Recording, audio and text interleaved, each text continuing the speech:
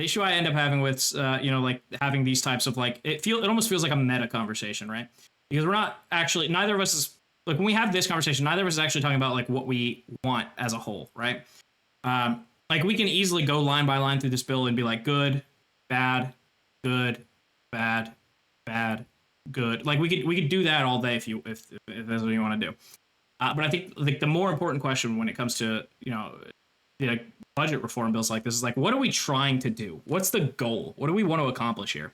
Yeah, Um, I mean, I can answer that broadly. Maybe it's to incentivize growth and increase the overall GDP of the country so that we can outrun our debt. Not, and tabling the fact that this bill seems to be increasing the national debt over the next 10 years, but yeah, that's by a hefty chunk. yeah. I mean, there's a lot of different strategies for outrunning our deficit, not our deficit, our debt. One is right inflating away the debt so that the debt of yesterday is smaller in regards to, you understand that argument, right? That's just one facet, and I guess the strategy to get out of debt. Yeah, I don't see. I absolutely do not see debt, especially when it comes to a country.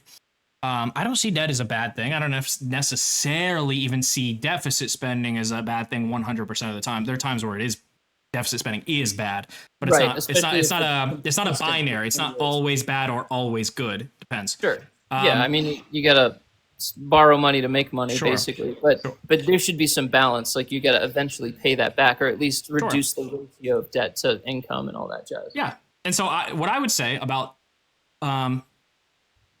what you said what you said the goal is or should be is that if that's true, if what you said, the goal is to improve the economy such that we can actually we can deficit spend a little bit, we can add to the debt a little bit, but our economy is going to be so fucking good that it actually just won't matter at the end of the day. Once that final calculation is done, it's like, yeah, okay, do we add to the debt? Sure, we did. But by doing that, extra spending, we improved our economy and improved our GDP by such a large amount that it doesn't even matter. And in a normal world, I would say you're totally right. In Trump's world, nope. What part of Trump's economic plan is going to accomplish that? Because his economic plan seems to be currently based on just tariffing the fucking shit out of everybody, or threatening to, whether or not they come to fruition. I guess we'll talk again on August 1st and we'll see. I can try to answer that quickly. So I think in regards to his strategy, in regards to tariffs and basically lowering the overall burden on companies, is to one, incentivize them to come here and keep their products here and at least keep part of their manufacturing here, which is going to increase GDP, and then incentivizing growth once they're here, or companies that are already here, right? That's kind of the twofold thing: is one, inflating away the debt, which is a separate conversation, and two, increasing the overall GDP of the country so that you have those twofold things, right? Inflating away the debt of yesteryear, and then boost, like what you're just saying, like having a kick-ass economy to where we can now have so much velocity of money or flow of money, where basically, right, the income can outpace the rate of inflation and things like that. All right. Sorry, that was so long-winded. No, but basically, I'll just in one sentence, increasing the overall GDP of the country by reducing the burden of companies so that they can expand and all that jazz. You're fine. You can be long-winded if you need to be. So here's the issue I have with all that. Assuming, or trying to frame the tariffs as if they're going to have any fucking chance whatsoever of accomplishing any of those goals necessitates one of two things. A, if your goal is just to have a high GDP, you have just a really productive economy, then tariffs are horrible for you. Any method of limiting the capitalistic decisions of American companies, this, like saying, you're actually, you, Apple, are going to actually have to pay more money to get those iPhones over here. Like any limiting the, again, I think the phrase I used the first time was totally fine here. Just the capitalistic decisions of American companies, putting a limit there is going to be bad for if your goal is just to have a fucking skyrocketing GDP. Now, if your goal is to bring American companies all into the fold, bring them all back into the borders of the United States, then I don't think then he's not going far enough, right? Because in that case, what you need to do is implement tariffs such that it is either at best fucking break even neutral for American companies to import from other Apple's like always the best example here in my opinion, Sure. just because it's so clear. We all have iPhones, right? You need to put tariffs in place such that it is literally either break even or a loss for Apple to be manufacturing a lot of their shit in China and then importing it. And that would bring them back. Like if it literally got to the point where the tariffs were so damn high that it cost Apple as a company more money to bring iPhones over from China, that was like literally more expensive to them than to just put a factory in the middle of Kansas and build them here, then they would. I mean, it's like in a capitalist economy, your companies are going to make decisions based on profitability, right? Isn't that what's happening though? Aren't they? Not even fucking close. Not even close. The tariffs, for one, on top of being really wishy-washy about them, like the amount of pushbacks we've gotten on these tariffs, the amount of like, okay, we'll delay it another 2 weeks, we'll delay it another month, we'll delay it another 2 weeks, and he just did it again. The tariffs are supposed to be going into effect like what, sometime this week, and he pushed it to August 1st. So we're just delay to the point where the tariffs, like at this point, I'm like, God damn it, I don't even know if these things are happening at any point, because what happens when August 1st comes around? He's like, actually, 2 more weeks. So. Putting that aside, assuming they do go into place, the tariff proposed on, again, I'll just keep using the same example, on China is nowhere fucking near high enough. Nowhere near close enough to be, nowhere near being high enough to incentivize Apple to actually bring manufacturing to America. I thought they did, though. I thought after all of this, they agreed to put like $500 billion into a U.S. manufacturing facility that's supposed to open in 2026. Houston. This is gonna hurt to say. Apple might have. I don't even know if they did say that, but assuming they did, there's a humongous difference between saying you're going to do a thing and doing a thing. And if as a Trump supporter, you should be super well aware of that. Oh, of course, right. So. Yeah, half the shit we hear from every politician is hot air, and yeah, there's a difference between Apple saying, yeah, we promise to move this, that, and the other thing over here, but yep. I don't know what sort of agreement, like if it's in writing or if it's just a handshake deal, or if there's actually things moving. When you say in writing, I assume you mean like with the Trump administration, which when it comes to an American company like that, that's just not a thing. Well, yeah, I wouldn't even trust an agreement with the Trump administration. What I would use is the burden of proof to see if like they have hired subcontractors to start building this plant, sure. Right? That's the way you would, at least I would verify that, a plant is being built. I think there's an even better way.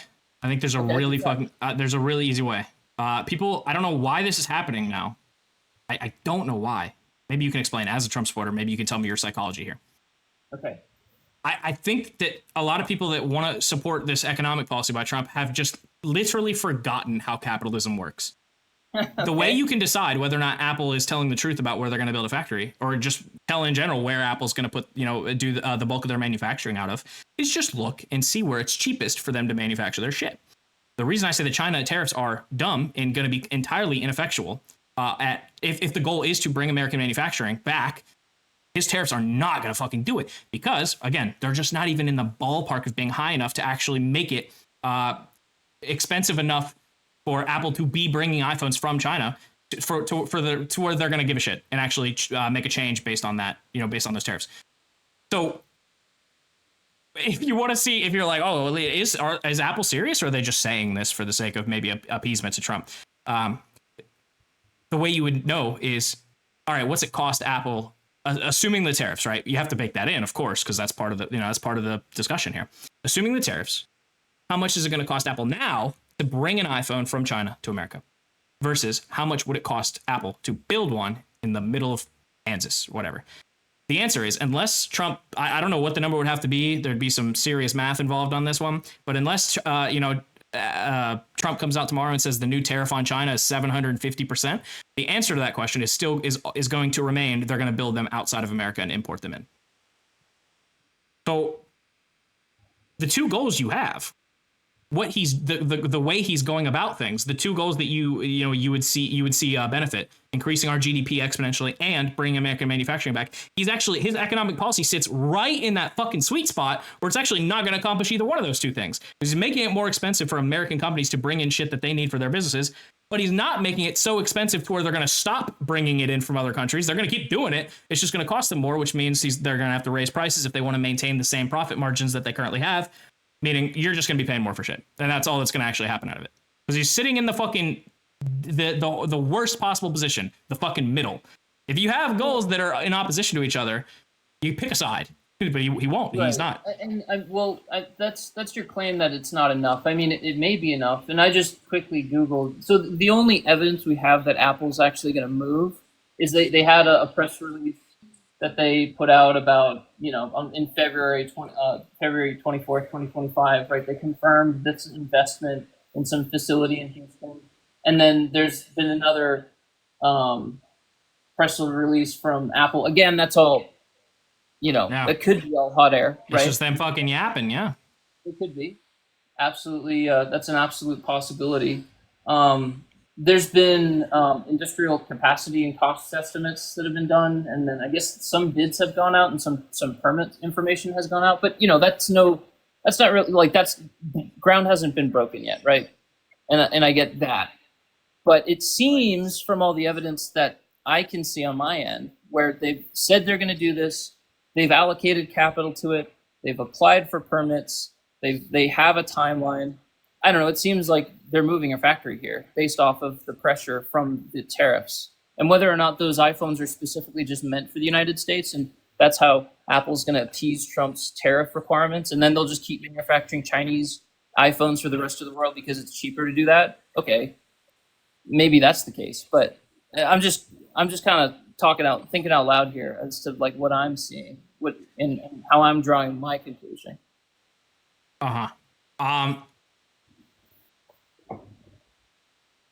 Oh man, I don't. Yeah, okay. Look, there's no forward. All I would say, I'll do this. All I would say is I would encourage you to use the thought process that I tried to lay out of just, we can both agree, I think, that companies under a capitalistic system. By the way, I'm not shit talking capitalism. I'm a big fan. Okay. Under that, I don't think we would have gotten this far in the conversation if you weren't. So yeah. Under that system of economic organization, a company will do what is most profitable, and they will manufacture in whatever way is least expensive, so they can maintain the highest profit margin humanly possible. The only possible way you're going to convince these fucking companies to bring manufacturing into America where they're going to have to pay a bunch of fucking Americans minimum wage, because we have minimum wage laws here. Not to say that that's a bad thing, but that is the impediment here. That the reason they go to China is because of the capitalist from fucking Tim Apple, from that point of view, you could pay some Chinese kids. I'm not putting any moral fucking, I'm not inserting any morals into this equation. It's just money, right? You could pay some Chinese kid 10 cents an hour to fucking to put iPhones together, or you can pay someone, was it minimum wage now, like $7.25? You can pay an American $7.25 to do it. Think about, just conceptualize in your head the percentage difference between those two numbers. It's unhinged. Yeah.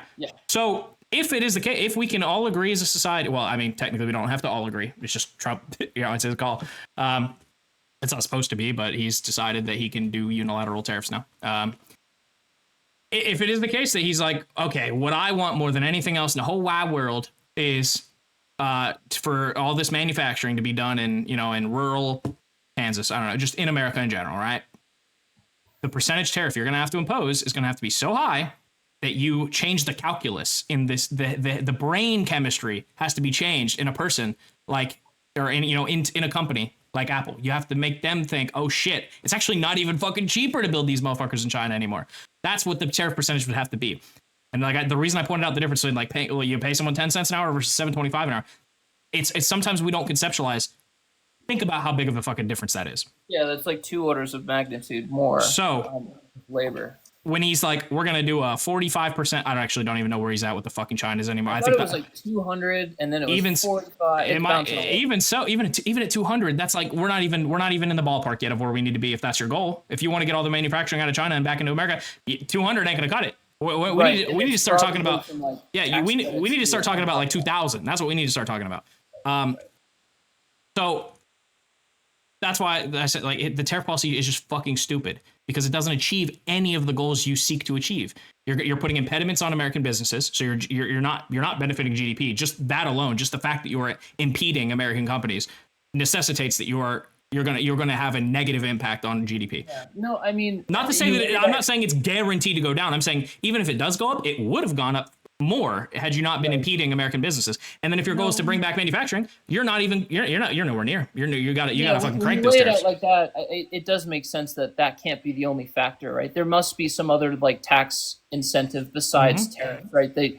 Some sort of like preferred loan or some other crap that I'm not aware of. There's got to be a lot more, but the problem with this fucking guy is that he said it while he was campaigning. He said he was memeing. He was like, tariff's my favorite word. He's like, I love tariffs. It's probably my favorite word in the dictionary. All he fucking knows how to do. Like, look at his economic policy as a whole. This budget bill, the budget bill that just got passed, the big beautiful bill. Like everything in the big beautiful bill is just like internal, like budget reform, right? Ultimately it is a budget reconciliation bill. So there's there's changes to the tax code, kind of, but it's just a extension. Actually, I think it wasn't even an extension. I think it was making the Tax Cuts and Jobs Act from 2017 permanent, right? So there's no change in that regard, right? Because it's just taking the policy he already had and permanent, just make it permanent, right? So we're not getting the changes that you just laid out that would be necessary. If that's not happening, all we're getting is motherfucking tariffs. The incentive, I mean, there may be something else that we're unaware of. Like, if there is, this motherfucker hasn't said anything about it yet. Yeah, well, there must be something because at least from what I'm seeing, they're moving a plant here. So I don't know, but I guess maybe we can revisit this conversation when they break ground, and maybe there's some more. It's crazy. I was literally thinking. Not only was I having that exact same thought, I was actually like the same, even like structure of sentence, the same phrase. Like we should just revisit this conversation when they break ground. Right. Hey, so I have enough time for like one more question. Do you want to ask me a question? Well, I actually have to go. So no worries, man. Yeah, I'll give you a follow. It was a pleasure speaking with you. All right. Well, I appreciate you coming up. Yeah, no worries, man. Have a good one. Thanks. You too. Thank you everyone for watching this video, and if you're still here at the end, you must have either really liked the content or you are a very dedicated hate watcher. Either way, please like, comment, and subscribe to appease the algorithm overlords. And I'd like to give a super special thank you to my YouTube channel members and TikTok and Twitch subscribers right over here. If you'd like to become a channel member, you can click the join button down below and gain access to a special role in my Discord server, the ability to watch these YouTube videos up to a week early, and have your name shouted out at the end of videos like this. Becoming a YouTube member or subscribing on TikTok or Twitch is the best possible way to support me directly, and I deeply appreciate each and every single one of you that chooses to do so. Anyway, thank you all for being here. I really hope you enjoyed this video, and I wish you a fantastic rest of your day.